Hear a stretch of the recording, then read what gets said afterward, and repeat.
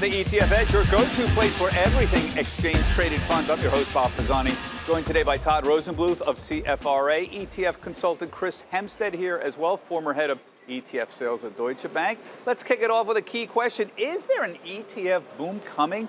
Two recent developments, the coming of non-transparent ETFs and changes in the SEC's rulemaking process that may make it easier for a lot of new ETFs to come to market. They have many saying that the ETF boom has a lot more to run on this. Chris, you're a proponent of this idea. Briefly, why are we going to see a lot more ETFs down the road? Look, the most important of non-transparent and the ETF rule is the ETF rule itself, which is Rule 6C11. It's going to make it cheaper and easier, much more efficient for asset managers who haven't entered the ETF space to come to market with new products. And this just happened recently, a few weeks ago. It's been sitting around for ages and ages, and basically it makes the whole regulatory process simpler, the application process simpler, and you think there's going to be a lot more. Now, I've been saying, Todd, we have how many ETFs out there? 1,600? Right. We have 100 or 2,000. We have 160 ETF families. That's not enough. You think there's going to be a lot more? Absolutely. I mean, some of the largest fund managers, some of the largest asset managers on the globe still do not have a product out there. Some of the largest wealth platforms, trillion-dollar wealth platforms that don't have a product with their name brand behind it. This is going to change in 2020 and 2021 in a big way, and they all will have a real good chance to win and be relevant in this space. We expect that the big names are going to continue to grow market share, but there will be increased competition. Well, I have to admit, you know, Schwab was an also-ran a couple of years ago, and they muscled in on not a lot of brilliant new creative products. They just marketed to their existing base a lot of plain vanilla products. Could we see 3,000 ETFs instead of 2,000 ETFs 2 years from now? We certainly can see that, because we're going to see firms like Chris mentioned that have been on the sidelines, that haven't entered the ETF market, either because it was costly to do so or because they don't want to reveal their holdings. Now they'll be able to do that for cheaper and be able to keep the holdings behind the wall, making it easier. Does the consumer benefit from all of this? What happens to the people buying this stuff? So the good thing is that the money that's probably going to go into some of these products that Chris was talking about are going to be in more expensive, underperforming mutual funds. So those that are performing well, but you can get the tax efficiency of the ETF wrapper, lower cost structure going forward. Okay, let's move on. We got a number of topics I want to discuss today. The rocky third quarter had some people pulling assets out of stocks. Investors pulling $60 billion out of stock funds, that's mutual funds and ETFs in the third quarter. This is according to a Wall Street Journal article. While bond funds continue to take in money, Todd, these were the largest outflows from stock funds since 2011, the Journal said, but still, this is a tiny percentage of the trillions of dollars still in these funds. What does this mean? We report on inflows and outflows every month. Is there something significant going on? Well, back in the good old days, you used to use fund flows as a barometer for investor interest. Right. There's now much more money in mutual funds still than there are in ETFs.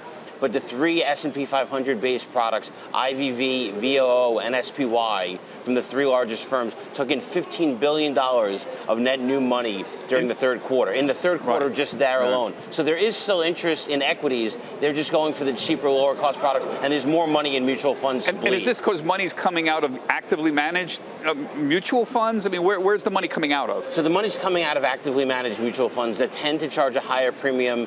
But this year, ironically, they're actually performing relatively well versus the S&P 500, but money is still bleeding. Can we make any conclusions about this? In general, the trend, I look for the long trend, not whether this is happening in a month or quarter.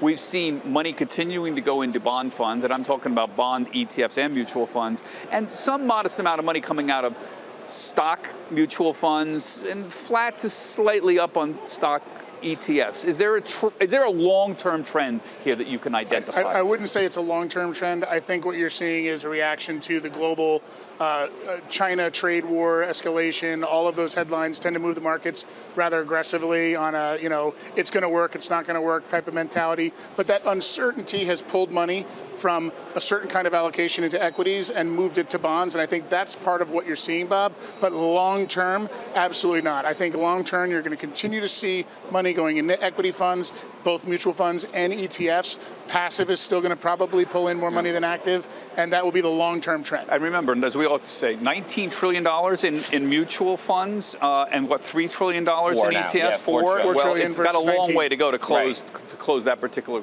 gap. Let's move on to topic number 3 here. We got a lightning round. There's even more pressure on money managers these days. Mutual fund giant Fidelity followed discount broker Charles Schwab last week, cutting trading commissions to 0 for stocks, ETFs, and options trade. The cut becomes effective November 4th. Discount brokers TD Ameritrade and E-Trade have also cut commissions to 0. Now, this move was not unexpected. Several hundred ETFs already trade commission-free on Fidelity's platform. Chris, we have almost 0 fees for broad index ETFs, almost 0, and now we have 0 commissions. What's next? Look, where's the next front in the whole war? The 0 commission is certainly a good thing to hear, but just understand there always is a cost. When you're trading ETFs, you're trading in the secondary market. This is not a mutual fund that you're buying at net asset value at the end of every day by subscription. You're buying from a dealer. So there are embedded premiums and discounts in the market. I think the good news about 0 fees and 0 commissions, or low-cost fees and low-cost commissions, is that it finds itself, that extra money, into the investor's pocket. But understand too, there's no such thing as a free lunch, is what we like to say. So there is going to be costs somehow embedded into this process. You just need to do some homework and find out where it is. But ultimately, I think it's a win-win for investors. I had Charles Schwab here last week, sitting right over there, Charles Schwab himself, the real Charles Schwab, and I said the next front seems to be in the interest rate front. Charles Schwab is essentially a bank. They get a majority of their revenues from banks. And I said, are you going to start raising the amount of money you pay to your depositors?